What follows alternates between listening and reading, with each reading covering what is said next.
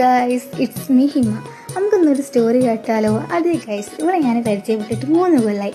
ആ 3 കൊല്ലത്തിൽ 1.5 കൊല്ലം ഫുള്ള് നമ്മൾ കാണാതിരുന്നിട്ടോ. കാരണം ഞാനും ഓള് വേറെ വേറെ സ്കൂളിലായിരുന്നു. അതുവരെ നമ്മൾ ഒപ്പറയിട്ടോ. നമ്മളെ ഫ്രണ്ട്ഷിപ്പിൻ്റെ ഏറ്റവും വലിയ കാര്യം എന്താണെന്ന് വെച്ചാൽ നമ്മൾ മെസ്സേജ് അയക്കില്ല, കാണലില്ല, കോൾ ചെയ്യില്ല, ഒന്നും നമ്മളാക്കില്ല കേട്ടോ. പക്ഷെ പരസ്പരം അങ്ങോട്ടും ഇങ്ങോട്ടും ഭയങ്കര സ്നേഹമാണ് രണ്ടാക്കും.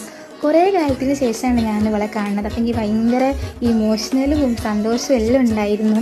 അപ്പോൾ നമ്മൾ നേരെ കോഴിക്കോട് ബീച്ചിൽ പോയിട്ടോ. നമുക്ക് രണ്ടൊക്കെ നോമ്പൊന്നും ഇല്ലായിരുന്നു. നമ്മളിന്ന് നോമ്പൊന്നും പിടിച്ചിട്ടില്ല.